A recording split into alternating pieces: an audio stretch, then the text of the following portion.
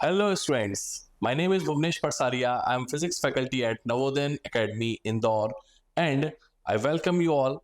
I just hope कि अभी तक जो हमारे 3 टेस्ट पेपर हो चुके हैं, जो नीट 2024 को ओरिएंटेशन को देखकर हम लोगों ने टेस्ट पेपर जो बना रखे हैं, उनके जो अभी 3 टेस्ट पेपर हो चुके हैं, आई जस्ट विश कि आपके बहुत अच्छे गए होंगे। आज हम टेस्ट पेपर 4 का फिजिक्स सेक्शन डिस्कस करने जा रहे हैं और उम्मीद करता हूं कि ये टेस्ट पेपर भी आपका बहुत अच्छा गया होगा।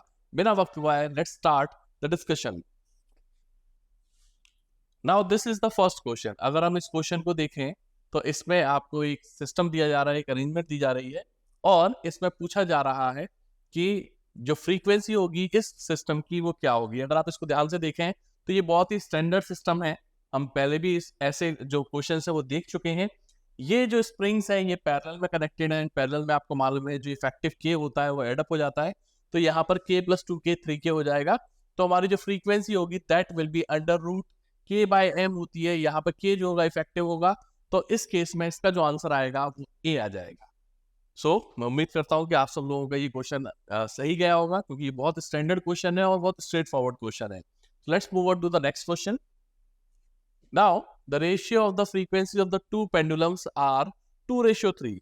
Okay, the ratio of the lengths are in the ratio. देखिए आपको मालूम है अगर टाइम पीरियड की हम बात करें, ओके, टाइम पीरियड का फॉर्मूला होता है t = 2π√L/g, राइट। अगर मैं t1 लिख दूं तो ये ऐसा हो जाएगा, और टाइम पीरियड और फ्रीक्वेंसी में इनवर्स रिलेशन होता है, राइट। तो आई कैन से f1 जो होगा वो हो जाएगा 1/2π√g/L1। हमको इतनी सारी चीजें देखनी नहीं है, हमको सिर्फ इस बात पर ध्यान देना है कि ये इस रिलेशन को फॉलो कर रहा है। ओके, तो अगर आप F1/F2 करते हैं तो क्या हो जाएगा, अंडर रूट में L2/L1। ओके, अगर इसको स्क्वायर कर रहे हैं तो ये हो जाएगा F1 का स्क्वायर ओवर F2 का square equals to L2/L1। Ratios निकालना है, मतलब L1/F2 निकालना है, तो इसको फ्लिप कर दीजिए। आपको जो वैल्यूज है वो यहाँ पर F की वैल्यू यहाँ पर 2:3 रखा है, राइट। F1/F2 2:3 रखा है, तो ये हो जाएगा 4:9। बट ये L2/L1 है, हमको L1/L2 चाहिए, तो इसको उल्टा कर देंगे तो आंसर जो है वो हमारा दिया जाएगा। तो ये straight forward formula based question था। ये भी उम्मीद करता हूं कि आपका सही गया होगा। So let's move on to the next question.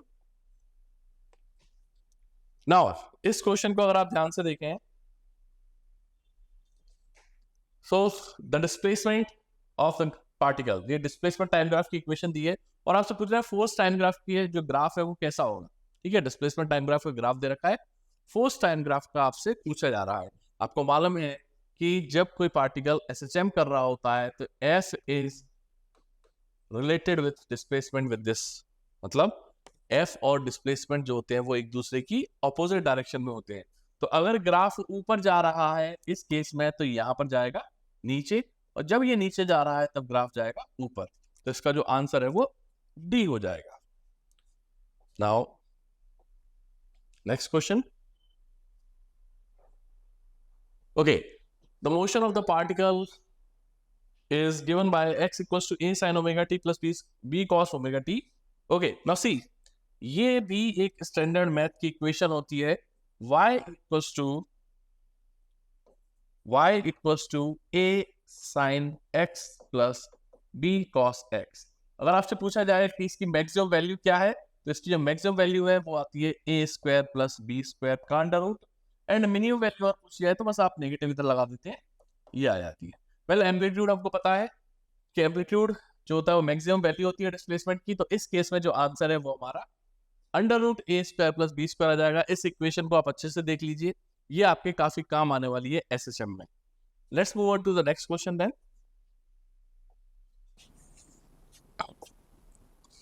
Next question says that if Cp and Cv denote the specific heat of nitrogen per unit mass at constant pressure and constant volume respectively, तब हमको ये बताना है कि इसमें से किस relation को हम फॉलो करेंगे। देखिए आपको मेरे से क्वेश्चन पता है, it is Cp minus Cv equals to R होता है।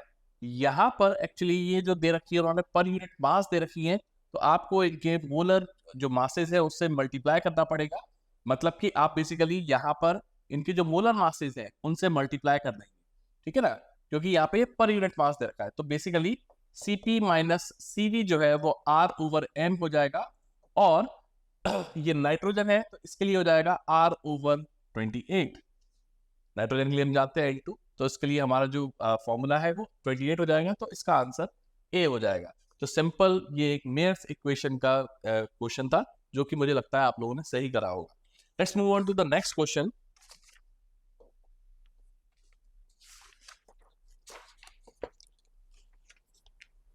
Next question says that, okay, it is assertion reason type of question.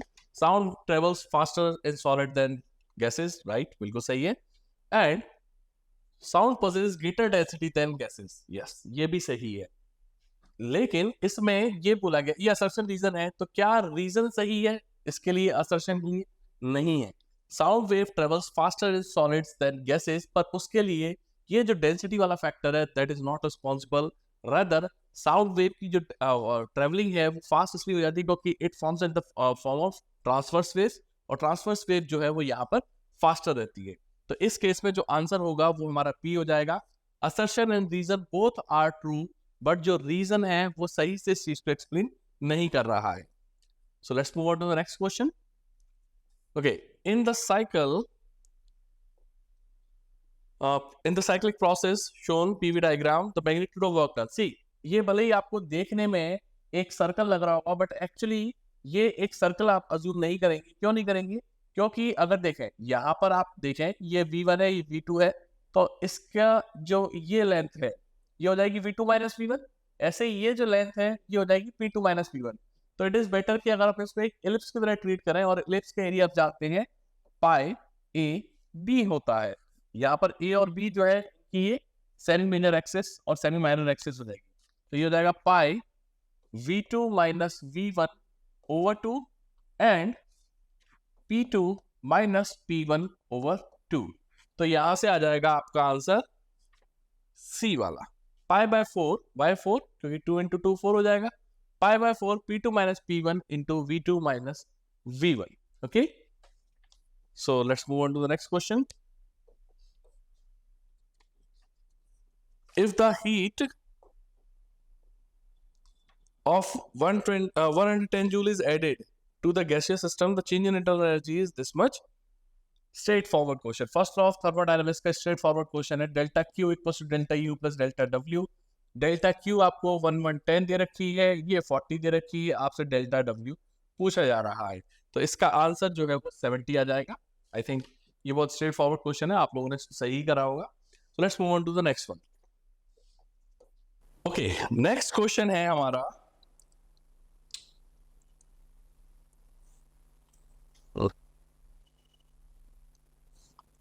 क्या होगा,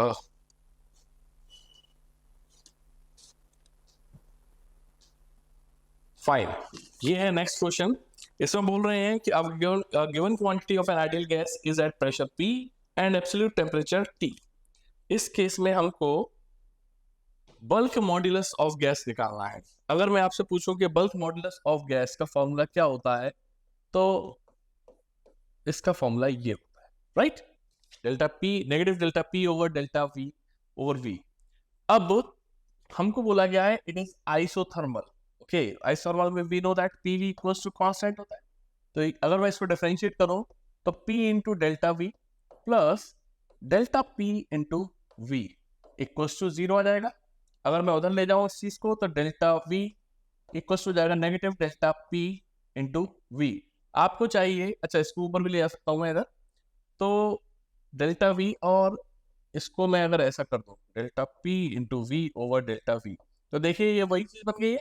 तो ये किसके इक्वल आ रहा है? P के इक्वल। तो इसका आंसर जो है वो B हो जाएगा, that is P। Next, an ideal gas undergoes the process 1 to 2. Okay, the ratio of delta Q over delta W. See, आप इस चीज को अच्छे से समझ लीजिए, delta Q over delta W आपको जब भी निकालना है, आप फॉर्मूला इसको एज इट इज याद कर लीजिए, ये आपके काफी काम आने वाला है। Cp over Cp minus Cv. Now that is given C. अब यहां पर आप जानते हैं कि Cp over Cv गामा के इक्वल होता है, राइट? तो यहां पर आप चाहे तो इसको उस फॉर्म में जनरेट कर सकते हैं, like Cp over Cv, Cp over Cv minus 1. So that becomes gamma over gamma minus 1. तो ऐसा कोई ऑप्शन दे रखा है? यस, ये ए वाला ऑप्शन आपको दे रखा है, जो कि इसका आंसर हो जाएगा. Okay, next question. What will be the nature of change in internal energy in case of the process shown below? See, we are given 4 processes. आपको बताना है कि इनमें चेंज इन इंटरनल एनर्जी का क्या हो रहा है. अगर आप इन प्रोसेस को ध्यान से देखें तो जो ये सारी की सारी जो प्रोसेस हैं, देख रहे हैं आप, जहां से चल रही है फाइनली वहीं पर आ रही है. मतलब कि एक कंप्लीट लूप बन रहा है, एक साइक्लिक प्रोसेस बन रही है. और आपको मालूम है कि जो इंटरनल एनर्जी होता है वो बेसिकली पॉइंट फंक्शन है, मतलब कि वो इनिशियल पॉइंट और फाइनल पॉइंट पे डिपेंड करता है. जस्ट लाइक जैसे हम डिस्प्लेसमेंट करते हैं ना, वैसे ही. तो चेंज इन इंटरनल एनर्जी इन चारों ही केस में आंसर आ जाएगा 0. वाई? क्योंकि आपका इनिशियल पॉइंट और फाइनल पॉइंट दोनों के दोनों सेम ही हो जा रहे हैं चारों केसेस में. सो आई जस्ट होप कि इसका आंसर आप सब लोगों ने सही टिक करा होगा. Let's move on to the next one. Okay, the process in which heat is given to a system completely transformed into the work. क्या आंसर होना चाहिए इसका? ये एक फैक्ट बेस्ड क्वेश्चन है. इसका आंसर जो है that will be isothermal process. हम जब थर्मोडायनेमिक्स पढ़ते हैं तब ये सारी चीजें डिटेल में आपको समझाई जाती हैं. तो यहाँ पर इसका जो आंसर होगा वो आइसोथर्मल प्रोसेस होगा. Okay, next question. In the given graph the isothermal curves are. अगर आप इसको ध्यान से देखें तो एक कार्नोट साइकिल जैसा है. ये पॉइंट थोड़ा डी जो है क्लियरली यहाँ पे दिख नहीं रहा है. एक्चुअली में ये इस तरीके से रहा होगा, somewhat like this. इस तरीके से, फिर ऐसे और फिर इस तरीके से. ओके, सो ये ए है, ये बी है, ये सी है और ये डी है. अगर कार्नोट साइकिल आपको याद है तो हम बनाते थे, तो ये वाला और ये वाला जो पार्ट होता था ये आइसोथर्मल होता था, और ये दोनों जो होते थे वो उसका एडियाबैटिक होते थे. ओके, तो हमको सिर्फ आइसोथर्मल बताना है, तो जो हमारा आंसर है वो ए हो जाएगा. Let's move on to the next one. In an adiabatic process what equals 0? We know that यहाँ पर हमारा जो Q होता है वो 0 होता है.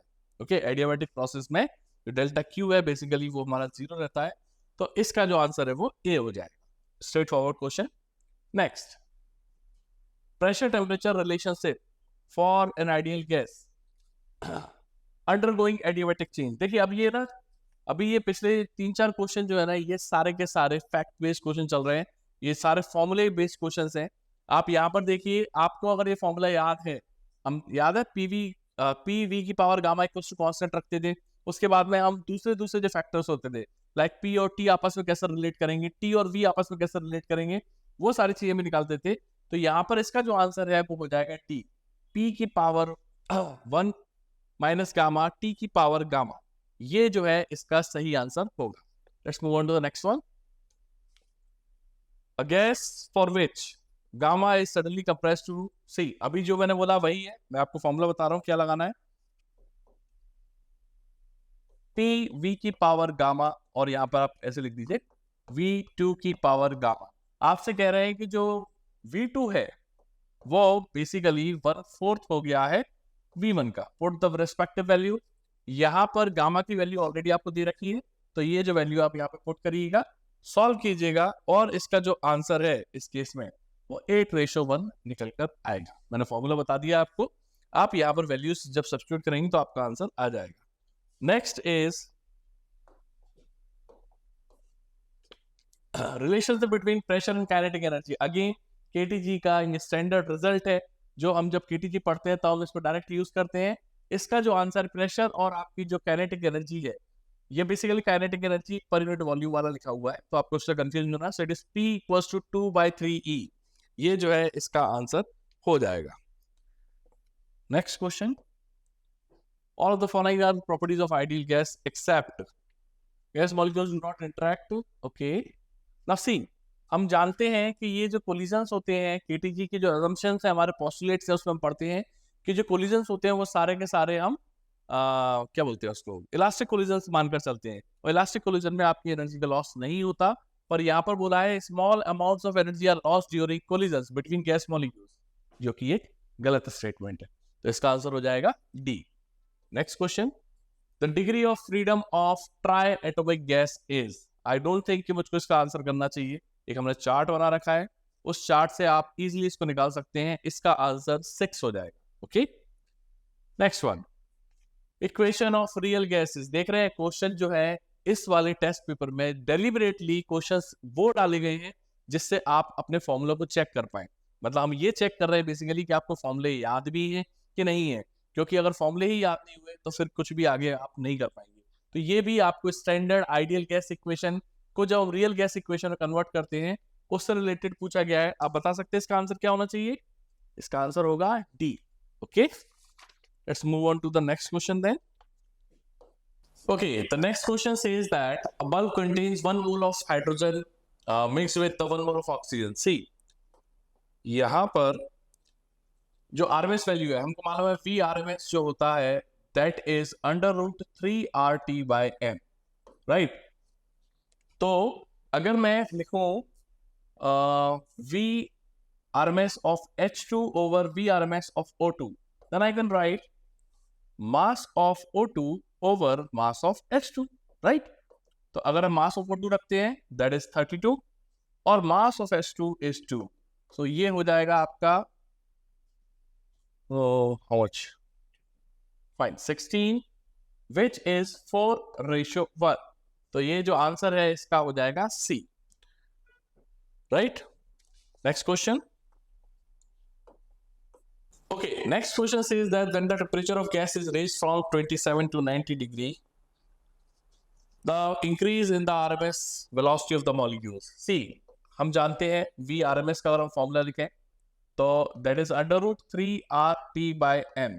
इसका मतलब क्या है कि जो RMS वेलोसिटी है वो आपके अंडर रूट ऑफ टेम्परेचर पर डिपेंड कर रही है।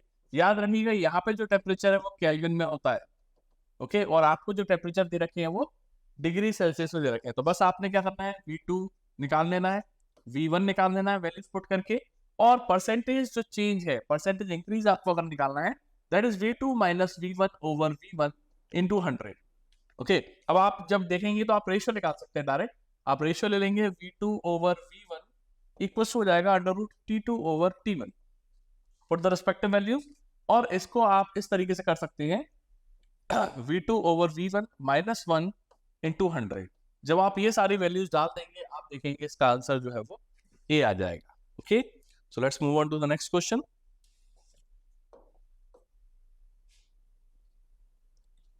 The ratio of the two specific heats of Cp over Cv of CO carbon monoxide is a diatomic atom. आपको इसको बताना पड़ेगा अब कि डायटोमिक के लिए हमारे Cp और Cv की वैल्यू कितनी आती है डिग्री ऑफ फ्रीडम से। हमने चार्ट बनाया है, आई जस्ट होप कि आपको वो चार्ट याद है। मैं आपको डायरेक्ट आंसर बता रहा हूँ, इसका आंसर जो है वो पी आ जाएगा। Okay, so let's move on to the next one. Again सीधा सीधा फॉर्मूला आपसे पूछ लिया गया है जस्ट टू चेक कि आप फॉर्मूले याद भी कर रहे हैं कि नहीं कर रहे हैं। Specific heat of the mixture is constant volume. इसका आंसर हो जाएगा N1C1 plus N2CV2 over N1 plus N2, that is A। ये इसका आंसर हो जाएगा। Now the next one is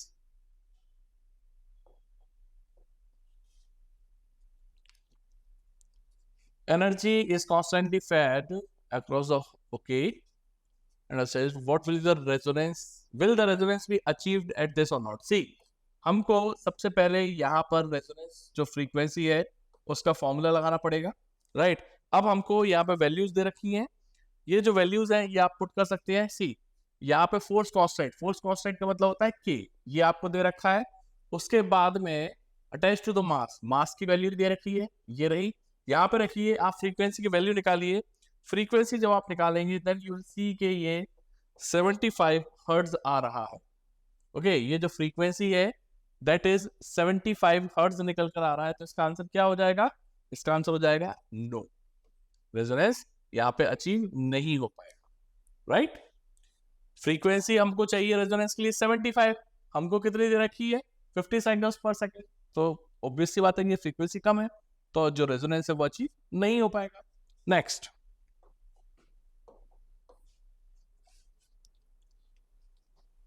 translatory at high temperature it has both. Okay, assertion reason है for monoatomic gas only translatory kinetic energy exists, सही बात है. At high temperature it has both translatory and rotatory, गलत है. Okay, इसका मतलब क्या हुआ कि assertion is true but reason is false. इसका आंसर जो है वो C हो जाएगा. Okay, so let's move on to the next one. A simple pendulum executing SHM okay about x equals to 0, find time period t दिया है, amplitude capital A दे रखा है, its speed when the distance is a by 2. Now see, v equals to omega under root a square minus x square formula, we know that, right? यहाँ पर x की value आपको a by 2 डाल देनी है, उन्होंने a by 2 ही बोला ना, हाँ a by 2 डाल देनी है, और ओमेगा को आप चाहे तो 2 पाई बाई टी लिख सकते हैं. तो आपके जो ऑप्शंस हैं उस तरीके से मैच करेंगे एंड यू विल सी कि इसका जो आंसर है वो ए आ जाएगा. Okay, so let's move on to the next one. Two pendulums have the time period t and 5t by 4. They start swinging in SHM together. Okay, what will be the phase difference when the longer has completed one oscillation? See, कह रहे हैं कि जो longer वाला है उसने अपना one oscillation complete कर लिया, मतलब उसने अपना एक टाइम पीरियड पूरा कर लिया है. ऐसे क्वेश्चन में जब आपको दो टाइम पीरियड दिए रहते हैं और आपको फेज डिफरेंस निकालना होता है, तब उसका फॉर्मूला होता है हमारे पास ये, राइट? और you can say time T. यहां पर आप लिखेंगे 2 pi by T minus 2 pi by 5t by 4.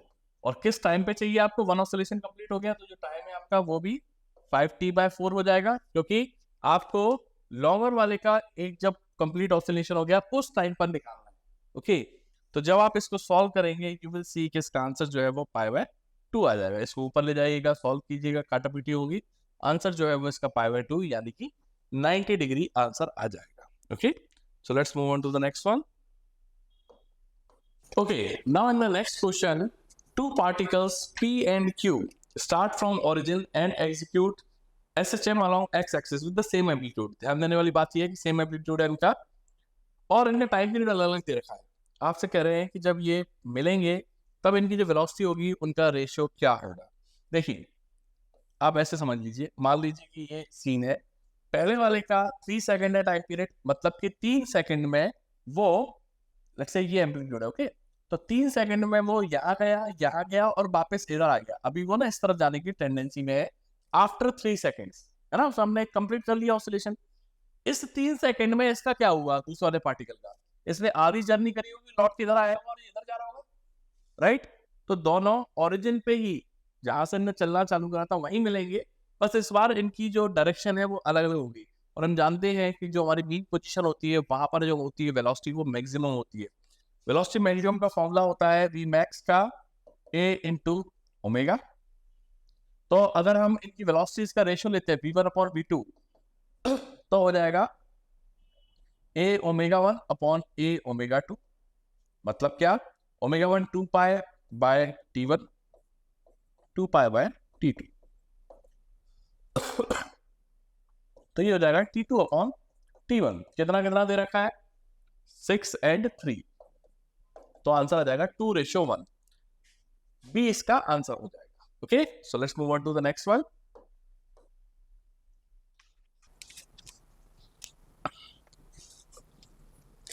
Okay, next question is a body execute simple harmonic motion, the potential energy, kinetic energy and total energy के बारे में आपसे पूछा गया है कि ये स्टेटमेंट है, इसमें से कौन सा सही है. Kinetic energy is maximum when equals to 0, x equals to 0 मतलब कि नील पोजीशन, और हम जानते हैं इस पॉइंट पे काइनेटिक एनर्जी मैक्सिमम होती है. टोटल एनर्जी 0 नहीं हो सकती, kinetic energy already. Kinetic energy is maximum when x is maximum, उल्टा है, पोटेंशियल एनर्जी मैक्सिमम होती है वहां पर, and potential energy is maximum when x equals to 0. तो इस केस में जो सही आंसर है वो हो गया हमारा ए, फर्स्ट वाला. Next one, the maximum acceleration of body is alpha and the maximum velocity is beta. You have to find the ratio. देखिए, अल्फा जो है that is ओमेगा स्क्वायर ए और बीटा जो है that is omega A. Fine, तो आपको इनका ratio लेना है, आप ये रेशो इजीली ले सकते हैं। आई जस्ट होप कि आप इसको कर लेंगे, कोई दिक्कत नहीं आएगी। इसका जो आंसर है वो ए आएगा। तो लीविंग इट टू यू, आप इसको कंप्लीट कीजिएगा। Next one. Okay, next question कह रहा है कि a particle at the end of a spring executes SHM, okay, with the time period T1। फिर ऐसे ही दूसरे एक स्प्रिंग है, उसका टाइम पीरियड T2 दिया है। अगर इन दोनों स्प्रिंग को हम सीरीज में जोड़ दें तो हमारा जो इफेक्टिव टाइम पीरियड है वो क्या आएगा? This is what they are asking. Now इसको इस तरीके से सॉल्व किया जा सकता है। सी, टाइम पीरियड आपको पता है कि अगर हम के की टर्म में देखें तो time period is inversely proportional to under root के। क्यों? टाइम पीरियड का formula 2 pi under root f के। तो यहाँ से इस तरीके से जाएगा। तो you can say that T1, right? T1 is inversely proportional to root K1, or you can say that if you square both the things, तो T1 square 1 upon K1 की वैल्यू है। ऐसे ही T2 square 1 upon K2 की value हो जाएगी, right? आपको मालूम है सीरीज में जो इफेक्टिव K होता है वो इस फॉर्मूले से दिया जाता है। तो अगर हम ये वैल्यूज यहाँ पुट कर देंगे तो you will see कि जो टाइम पीरियड का फॉर्मूला बनेगा वो कुछ इस प्रकार से बन जाएगा। ये जो ऑप्शन है ये डी हो जाएगा। ओके, इस तरीके से इस क्वेश्चन को सॉल्व करेंगे। So let's move on to the next one. A particle simple harmonic motion between points A and B 10 centimetre apart. Okay, take the direction A to B positive and the sign of the velocity acceleration when the particle is 2 centimetre away from B going towards ए।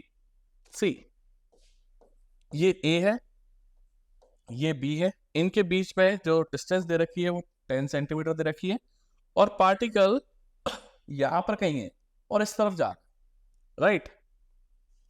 अब आपको ये बताना है कि velocity का sign क्या होगा, acceleration का साइन क्या होगा, एंड फोर्स का साइन क्या होगा। अब आप इस चीज को समझ लीजिए अच्छे से कि देखिए यहां पर जो वेलोसिटी का साइन है, एक्सेलरेशन एंड फोर्स, ये सारे के सारे जो साइन है वो नेगेटिव होंगे। क्यों होंगे? क्योंकि आप डिस्प्लेसमेंट, और मालूम है आपको डिस्प्लेसमेंट और एक्सेलरेशन जो होता है वो एक दूसरे के अपोजिट होता है, ठीक है ना? तो यहाँ पर उन्होंने बोला है कि ए टू बी को आपको पॉजिटिव डायरेक्शन लेके चलना है, तो जब ये इस तरफ जा रहा है तो इस केस में ये नेगेटिव आ जाएगा। तो इसका जो आंसर है वो हो जाएगा B, right? So let's move on to the next one. Sound wave travel faster on hot day than on cold day। सही है? यस, बिल्कुल सही है। हमने इनफैक्ट जब हम ऑप्टिक्स पढ़ते थे हम वहां पर भी देखते थे कि स्पीड जो लाइट की होती थी उसमें भी चेंजेस आ जाते थे। यहाँ पर साउंड वेव का भी यही हाल है कि जो हॉट आपका डे होगा उस पर जो डेंसिटी है वो कम हो जाती है, sound travels easily, right? Next one, velocity of sound is directly proportional to square of its absolute temperature। ये पहली बार पढ़ने में ना एकदम से ही लगता है कि हाँ सही है, पर एक्चुअली नहीं है।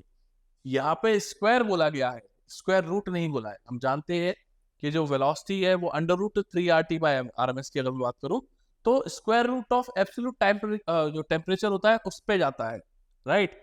पर यहाँ पर सिर्फ स्क्वायर बोला है, स्क्वायर रूट नहीं बोला है, इसलिए जो सेकंड स्टेटमेंट है वो गलत हो जाएगा। Next one.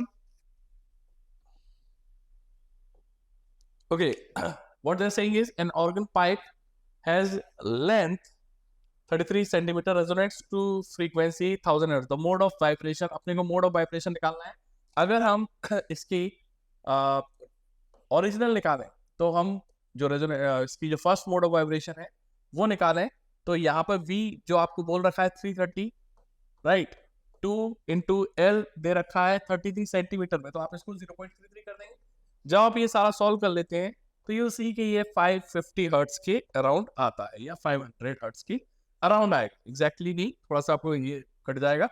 नाउ आप इसको देख के आराम से बता सकते हैं कि अगर आपको 1000 चाहिए तो आप किस हार्मोनिक पे चल रहे होंगे? आप सेकंड हार्मोनिक पे, इसको जस्ट डबल कर देंगे आप, राइट? तो इसका आंसर जो है वो सेकंड हार्मोनिक हो जाएगा। So let's move on to the next one then. Okay, next question says that an organ pipe P1 closed at one end vibrating in its first overtone। दूसरा है जो P2 है वो दोनों तरफ से खुला हुआ है और वो अपने थर्ड ओवरटोन में वाइब्रेट कर रहा है। कह रहे हैं कि जो लेंथ होगी ना P1 और P2 की वो आपको निकालना है, उनका रेशियो निकालना है। नाउ सी, अगर हम इसके लिए देखें पहले वाले के लिए P1 पाइप के लिए अगर देखें तो जो हमारी फ्रीक्वेंसी होगी that will B 3v/4L1, right. और इसके लिए अगर हम देखें तो वो होगी 2v/L2, क्योंकि ये आपको ओपन एंड वन एंड है और क्लोज है, मतलब कि यहाँ पर फर्स्ट ओवरटोन इस फॉर्मूले से दिया जाएगा। जब दोनों तरफ से खुला होता है तब आपको ये थर्ड ओवरटोन का फॉर्मूला ये रहेगा। नाउ आपको बस इतना करना है कि इनको इक्वेट करना है और L1/L2 का रेशियो निकालना है। जब आप ऐसा करते हैं यू विल सी कि इसका जो आंसर है वो 3/8 आता है। ओके,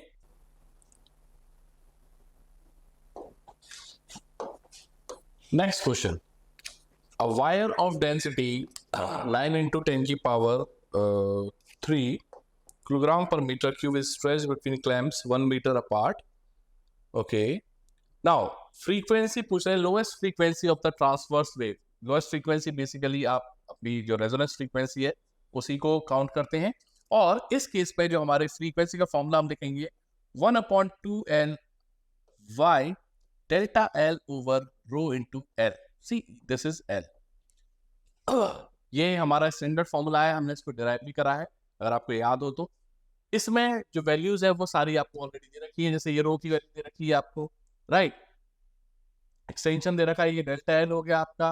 ओके, वाई की वैल्यू भी दे रखी है। ये सारी वैल्यूज जब आप इसमें पुट करते हैं देन यू विल सी कि जो आपका आंसर है वो 35 हर्ट्ज आ जाएगा। Okay, let's move on to the next one. Okay, next question is 4 tuning forks of frequency 200, 201, 204 and 206 are sounded together, और इस केस में आपको बीट फ्रीक्वेंसी निकालना है। तो सबसे पहले तो हम क्या करेंगे, इनका जो पॉसिबल कॉम्बिनेशन हो सकती है वो निकाल लेंगे। फॉर एग्जांपल जैसे इन दोनों के बीच में अगर आप करते हैं तो 1 आ रहा है, क्योंकि आप जानते हैं जो बीट फ्रीक्वेंसी होती है वो F2 - F1 होती है। ओके, तो यहाँ पे करेंगे तो 3 आ जाएगा, यहाँ पे करेंगे तो 2 आ जाएगा। फिर आपको और पॉसिबल केसेस लेने हैं, जैसे इन दोनों का अगर आप लेते हैं तो यहाँ पर 3 आ जाएगा। सॉरी, इस केस में अगर आप लेंगे तो इस केस में आपका जो आंसर है 200 और इसमें करेंगे तो 4 आ जाएगा। फिर इन दोनों का आप अगर देखते हैं तो 5 आ जाएगा, और ये जो लास्ट वाला है इसको अगर आप देखते हैं तो यहाँ पर 6 आ जाएगा, राइट। तो ये अलग अलग केसेस में आपको जो बीट फ्रीक्वेंसीज के पॉसिबल केसेस ने बना दिए। इसमें से बहुत सारे केसेस ऐसे होंगे जो रिपीट भी हो रहे होंगे। फॉर एग्जांपल जैसे इसमें एक ही मिल रही है तो वो टी पे मिलेगी। अब जैसे इन दोनों के बीच में देखते हैं इसमें 3 बीट फ्रीक्वेंसीज आपको मिल रही है, वो कहाँ मिलेंगी आपको, T/3 पर, 2T/3 पर और लास्ट T पर, दैट इज 3T/3 पर बेसिकली। तो इट इज T पर। अब देख रहे हैं ये T और T दोनों में कॉमन आ रहा है। ऐसे जब आप इसके बीच में निकालेंगे इन दोनों के बीच में तब भी आपको कुछ कॉमन फ्रीक्वेंसी मिलेगी। तो जो कॉमन फ्रीक्वेंसीज है, आई मीन जो कॉमन आपको इसमें बीट्स मिलेंगी उनको आपको सिर्फ एक ही बार काउंट करना है। मतलब जैसे ये 2 बार आ रहा है तो आपको गिनना उसको एक ही बार है। आप अभी देखेंगे तो बहुत सारी चीजें आपको कॉमन रिपीटेड होती हुई दिखेंगी, ठीक है ना। तो जब आप ये सारा सॉल्व कर लेंगे तो आप देखते हैं जो आपके टोटल डिस्टिंग्विश्ड जो बीट फ्रीक्वेंसी मिलेंगी वो 12 मिलेंगी। Okay, so let's move on to the next question. The next one says 2 tuning forks produce progressive waves, okay, and fine. आपको 2 इक्वेशंस दे रखी हैं। आप तो पूछ रहे हैं कि सबसे पहले तो उनकी बीट फ्रीक्वेंसी का आपको निकालना है। तो देखिए दोनों इक्वेशन दे रखी हैं। बीट फ्रीक्वेंसी हम जानते हैं बेसिकली F2 - F1 होता है। तो यहाँ से ये आपका ओमेगा लिखा हुआ है, this is ω1 and this is ω2। Omega आप जानते हैं 2πf होता है, तो ω1 से आपका F1 आ जाएगा, ω2 से आपका F2 आ जाएगा। जब आप इसको सॉल्व करेंगे तो आपकी जो बीट्स आएंगी वो 3 बीट्स पर सेकंड आपको निकल जाएंगी। इसके बाद में इंटेंसिटी की भी बात करिए। इंटेंसिटी आपको मालूम है किसके, उसमें पूछा मैक्सिमा एंड मिनिमा के लिए पूछा गया है। A1 + A2 का स्क्वायर ओवर A1 - A2 का स्क्वायर, ये आपको इंटेंसिटी का दे देगा। और इसको जब आप वैल्यू को पुट करेंगे, सी यहाँ पर आपको मालूम ये A1 है आपका, ये A2 है, जब वैल्यूज पुट करेंगे यहाँ पर देन यू विल सी कि आपका जो आंसर है वो B आ रहा है। Okay, so let's move on to the next one. Okay, a transverse wave is traveling along the stretched string and to the right to left, find this shown in the figure at the strength. आपसे पूछ रहे हैं कि इनमें से कौन सा जो ऑप्शन है वो सही होगा। अब देख सकते हैं कि बहुत सारे अलग अलग पॉइंट्स मार्क कर रखे हैं। सी इसमें जो राइट आंसर है मैं उसको अगर आपको समझाऊं, D E and F, D E and F, D E and F have downward velocity. Obvious सी बात है कि डाउनवर्ड मोशन की तरफ उसमें प्रोग्रेसिव है। ये सारे अपवर्ड मोशन कर रहे हैं, यहां से डाउनवर्ड मोशन चालू हो चुका है। Where is? Yes, तो ये डी ई एंड एफ ये सारे के सारे डाउनवर्ड मोशन को सपोर्ट कर रहे हैं, तो इसका जो आंसर है वो बी हो जाएगा। Okay, so let's move on to the next question.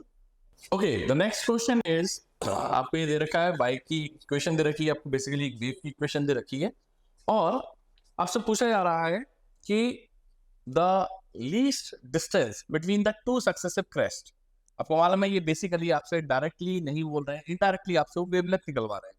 अब वेवलेंथ के लिए हम जानते हैं lambda is actually 2 pi over की।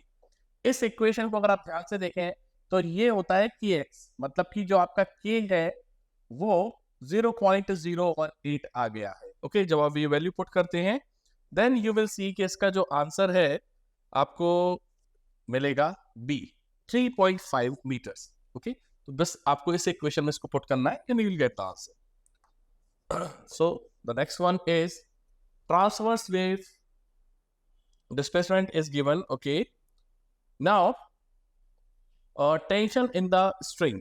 See, हम जानते हैं जो फॉर्मूला होता है वो होता है under root T by mu, where mu is mass per unit length.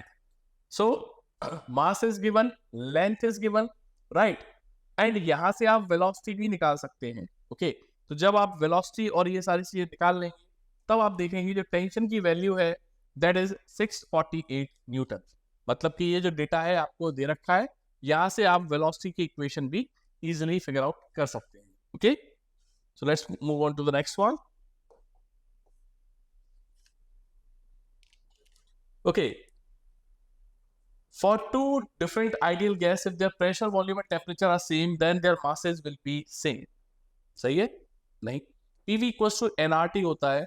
अगर PV और T आपने सही भी कर दिया तो जो N है given mass upon molecular mass, वहां पर डिफरेंस आ जाएगा। ओके, अगर आपके मॉलिक्यूलर मासेस अलग अलग है तो फिर आपके जो गिवन मास है वो भी अलग हो जाएगा। Next, for two ideal gas if their masses are same the number of moles will be same. Again ये भी सही नहीं है, सिर्फ मासेस सेम होने से कुछ नहीं होगा, उनका मॉलिक्यूलर मास भी सेम करना पड़ेगा, तब जाके उसके नंबर ऑफ मोल्स जो है वो सेम हो पाएंगे। तो ये दोनों ही आपके जो असर्शन रीजन है वो दोनों गलत हो गए। So let's move on to the next one. In an adiabatic change the pressure and temperature of monoatomic gas are related by. See ये जो है थोड़ा सा यहाँ पे ना प्रिंट दिख रहा है, ये एक्चुअली प्रोपोर्शनलिटी का साइन लाइक दिस। तो आपको ये सी की वैल्यू बतानी है। नाउ सी, अगर आपको वो फॉर्मूला याद है एडियाबैटिक के लिए हमने निकाले थे PV equals to constant, PV की power gamma equals to constant, इस टाइप से, तो आप जब इससे रिलेट करेंगे तो यू विल सी कि सी की जो वैल्यू है वो गामा ओवर गामा -1 है, और ये कौन सी गैस है? मोनोएटॉमिक गैस है, तो गामा की वैल्यू आपको पता होगी इसके लिए। तो इस केस में जो आंसर इन्होंने दिया है that is 5/2। Okay, so the next one,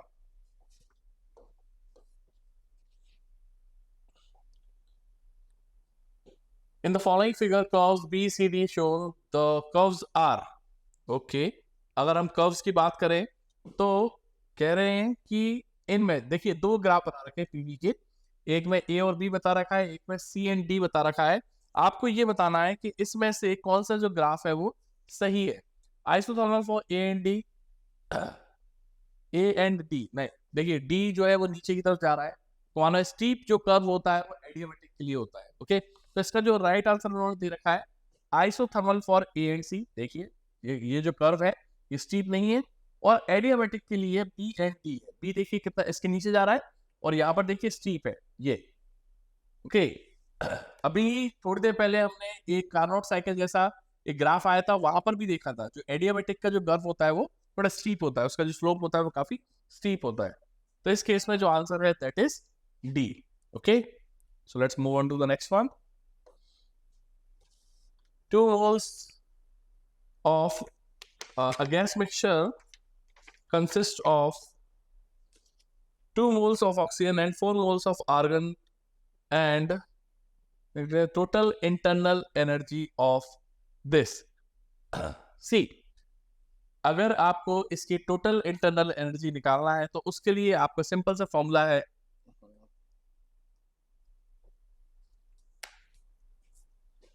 U equals to mu times where U number of moles S into R T, right. ये हमारा एक इंटरनल एनर्जी का सिंपल सा फॉर्मूला होता है वेयर म्यू, और इसको आप एन भी लिख देते हैं कई बार. This is number of moles, F is degree of freedom. Now यहाँ पर मोल्स जो है वो 2 दे रखे हैं और 4 दे रखे हैं. तो आपको द टोटल इंटरनल एनर्जी निकालना है, तो आपको बेसिकली U1 प्लस U2 निकालना है. तो U1 निकाल लीजिएगा आप.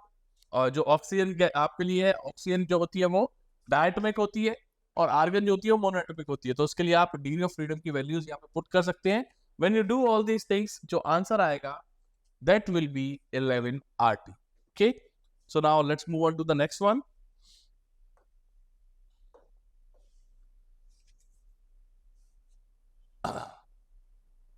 In an isobaric process, the ratio of heat supplied to the system dQ over dW. अभी थोड़ी देर पहले हमने बात करी थी इसके बारे में, dQ over dW की. इसका फॉर्मूला मैंने आपसे बोला था, आप इसको डायरेक्ट याद भी रख लीजिए. Cp over Cp minus C. ये बार बार आपके काम आएगा. नाउ डायटोमिक गैस है, डायटोमिक गैस के लिए आप Cp और Cv की वैल्यूज जानते हैं. आप इन वैल्यूज पे यहाँ पे पुट कर दीजिए. यू विल सी के जो आंसर है वो 7:2 है. Next one. Okay, a geyser heats water flowing at the rate of 3 liters per minute from 27 degree to 77 degrees Celsius. If the geyser operates on a gas burner, what is the rate of combustion of the fuel if the heat of combustion is this? Now see, Q equals to mc delta T. यहाँ पर आपको जो m दे रखा है वो 3 litres पर minute के लिए कर रखा है, तो आप इसको पहले लीटर्स को 3000 कर देंगे. C की वैल्यू जो है वो 4.2 होती है. और डेल्टा टी आपको दे रखा है कितना आ जाएगा, ये आ जाएगा 50. Now when you put all these things, तो इसका जो आंसर है वो कुछ ऐसा आएगा 6.3 into 10⁵. बट ये जो आंसर है that is joules per minute. आप अगर यहाँ पे देखें तो ग्राम पर मिनट में चल रहा है. मतलब क्या है इसका कि आपको 4 into 10⁴, मतलब ये जो है दिस थिंग, तभी जाकर वो ग्राम पर मिनट में कन्वर्ट होगा, क्योंकि ये जूल्स पर ग्राम दिया है. ओके, तो आपका जो आंसर आएगा उसको आप जो गलती कर रहे होंगे वो आप यहाँ पे लाकर छोड़ दिए होंगे. ठीक है, Q equals to mc delta T से. इसके बाद में ये जो एक्स्ट्रा स्टेप है ये आपको करनी है. व्हेन यू डू दिस, तो आपका जो आंसर है इस केस में ये आ जाएगा 15.75 ग्राम. ओके, तो ये चीज याद रखिएगा. ये थोड़ा सा यहाँ पे ट्रिकी पार्ट था जो कि आपको ध्यान देना था. Next one. Okay, next question आपको दिया जा रहा है कि a tuning fork with frequency 800 Hz produce resonance at resonance with the column tube upper end and lower end closed by water surface. Successive resonance जो आपको दे रखे हैं वो दे रखे हैं 9.75 पर, देन 31.25 पर एंड 52.75 पर. और इसके बाद में आपसे स्पीड ऑफ साउंड के ऊपर पूछा जा रहा है. नाउ सी, अगर मैं F1 की बात करूं तो मैं इसको लिख सकता हूं NV over 4L1, right. F2 will be N plus 2V over 4L2 and my F3 will be N plus 4, right, V over 4L3. ये मेरी जो सक्सेसिव इसकी फ्रीक्वेंसीज हैं यहाँ पर इस तरीके से आ जाएंगी. और अगर आप देखें तो जैसे इनके बीच में अगर मैं डिफरेंस देखूं, राइट, अगर मैं आपसे बोलूं कि L2 माइनस L3 कितना है, तो आप अगर इसको सॉल्व करते हैं L3 माइनस L2, बेसिकली ये बड़ी लेंथ है. ओके, इसमें से अगर आप इसको सॉल्व करेंगे देन यू विल सी कि इसका जो आंसर है वो 21.50 आएगा. अब आपको बेसिकली ये जो फैक्टर्स है, ये n वाला जो फैक्टर है इसको हटाना है। ओके, इन इक्वेशंस का यूज करके एक इक्वेशन आपको यहाँ पे मिल गई है। इस तरीके से आप L1 माइनस L2 भी बना सकते हैं, L2 माइनस L1, राइट। इन इक्वेशंस को जब आप हटाते हैं, रेशियो ले सकते हैं आप, रेशियो लेके इजिली सॉल्व हो जाएगा। तो जब आप ये सारी वैल्यूज रखेंगे देन यू विल सी कि इसका जो आंसर है वो सी आ जाएगा। ओके, थोड़ा सा इसमें कैलकुलेशन लगेगी, हल्का सा आपको थोड़ा सा आप परेशान होना पड़ेगा, तो आपको हल्की सी इसमें मैथमेटिक्स इन्वॉल्व है, ठीक है। तो आप just leaving it to you, आप इसको करिएगा और इसका आंसर जो है वो सी आ जाएगा। Now the next one, the next one says a tuning fork is used to produce resonance in a glass tube, length okay adjust कर सकते हैं हम, और the two successive resonance produced at 20 centimeter and 73 centimeter। तो अगर इन दोनों के बीच की डिस्टेंस अगर हम निकाल रहे हैं 73 minus 20, so that will be equals to what, 53। Okay, ये होगी हमारी लैम्डा बाय 2 के इक्वल, ये हमने सीखा था क्लास में। ये जो सक्सेसिव रेजोनेंस है उनके बीच की जो डिस्टेंस आएगी वो लैम्डा बाय 2 आएगी, तो यहाँ से लैम्डा की वैल्यू जो है वो 106 आ जाएगी। नाउ फ्रीक्वेंसी दे रखी है, आपसे वेलोसिटी पूछ रहे हैं। We know the formula v equals to lambda f, तो यहाँ पर लैम्डा निकाल लिया है, f निकाल लिया है, तो आप जब इसकी वैल्यू पुट करेंगे देन यू विल सी कि इसका जो आंसर है वो 339 मीटर पर सेकंड आता है। ओके, तो इस तरीके से हमारे ये जो सारे क्वेश्चंस हैं फिजिक्स के ये कंप्लीट हो गए हैं। मैं उम्मीद करता हूँ कि आपने इस टेस्ट को भी बहुत अच्छी तरीके से किया होगा, जैसे कि आपने इससे पहले वाले जो 3 टेस्ट हैं उनको कंप्लीट करा है। सो लेट्स जस्ट होप कि आप जो आने वाला नीट है उसमें बहुत अच्छे स्कोर करते हैं। Wishing you all the best.